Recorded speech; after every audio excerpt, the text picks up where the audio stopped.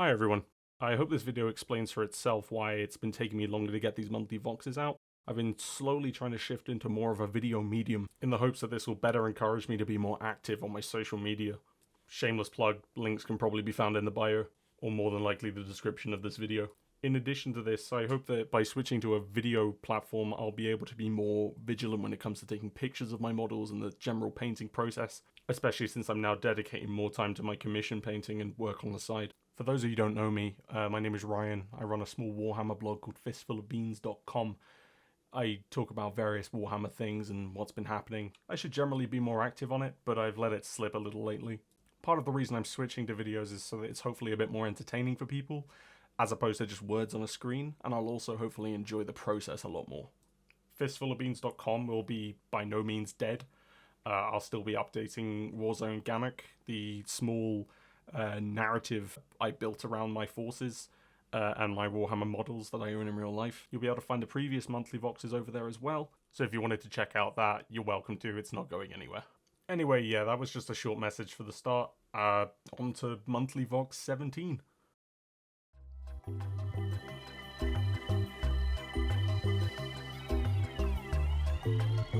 We will begin with the Imperial Guard. Compared to last month, I have made stupendous growth on my Guard army. While I'll only be showing the painted models today, know that I've got at least another 900 points ready to go. Beginning with the troops precariously stuttering and jittering around on my broken turntable is the original 2 squads of Cadian shock troopers I showed off last month. At least I assume it's them, since I can't really make them out amongst the horde I've slowly developed since then. I now find myself with 60 Cadian shock troopers, 40 of which are painted to an acceptable standard. We can honestly thank the absolutely addictive value of the Cadia Stands box for this, as just one box set has encouraged me to start an entire army, and I've bought 2 more of the same box sets since. Also big up to Craig from the Tabletop 3D printer, because these movement trays have made life so much easier, both on the battlefield and when I'm just moving them around. So check them out on eBay. They do lots of 3D printed bits and whatnot and shenanigans. I'll put them in the description. Next unit to model my shitty broken turntable is the Cadian Command Squad. I'm honestly such a fan of this unit, basically just because of how it looks and also its versatility on the tabletop. Due to buying 3 Cadia Stands boxes, I do have 3 of them, which I think is a little unnecessary, so I've taken the 3rd. I'm slowly trying to convert some characters and things out of it, since I don't think I need 3. Nevertheless, sick-ass unit. Really happy with how it turned out. As I said before, I obtained 3 Cadia Stands boxes, so I got quite a lot of the basic guard building blocks to get through, including another Sentinel on top of the 2 I've already built. It's honestly a great kit, and I've really enjoyed painting these guys. They're also a really cool unit with the Plasma and Hunter-Killer Missile, just chef's kiss. My only complaint is that it's hard to get variety into this unit. Considering I plan on running a total of 6 potentially, I'd like them all to look a little different, and besides just posing the legs the opposite way, you don't really get much customizability besides a handful of little backpacks and trinkets. Last thing from Cadia Stands, I swear, the Bombast field gun. In fact, the field ordnance battery in general, I slept on it so hard at the beginning, but honestly, with the movement and the take aim, this thing farks. Especially the Bombast, since anything with 6 or more models will trigger that blast keyword, and you can just rip through marine units, with a couple buffs of course. I currently possess 4 Bombast field guns and 2 heavy las cannons, and they do work. I've only got 1 painted though, and you can see that here. The first of my non-Cadia Stands purchases was 2 Chimeras. They've honestly done so much work for me in terms of getting things up the board, especially the 2 squads with the Flamers and the Melters.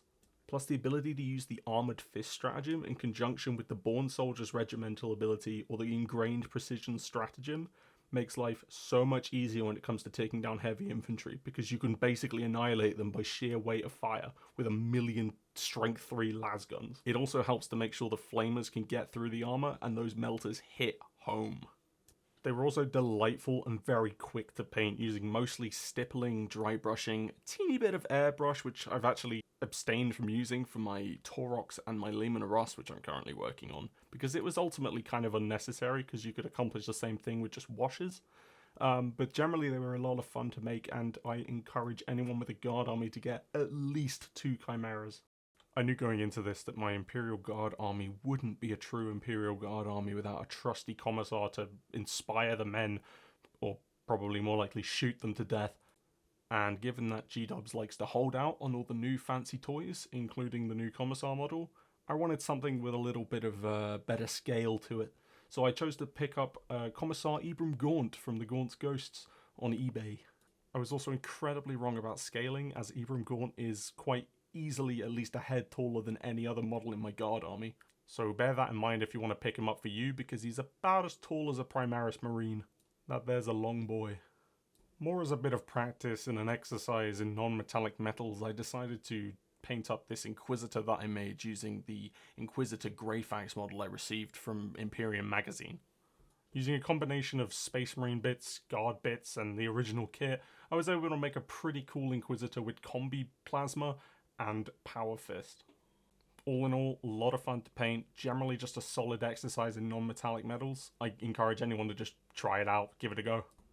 Remember when I said G-Dubs likes to hold out on releasing all the new toys and goodies? I opted to make my own Cadian Castellan using one of the command squads. I think he turned out okay and looks pretty similar to how I'd expect to build him had I bought and obtained the original kit, which is yet to be released as of making this video. As well as the Kazakin, please give us a standalone Kazakin kit, please, please, please. As for non-guard models, I took some time to paint out a little orc fella. He was more of a what-if to see if I could actually paint an orc in an acceptable amount of time.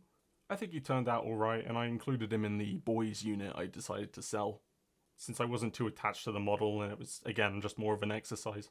I do slightly regret it because he's kind of just a little dude and I kind of like him. Moving on to this month's commission, you'll have to forgive my shoddy camera work. The commission was to paint about 44 jet bikes to a battle-ready standard, and I think I accomplished this.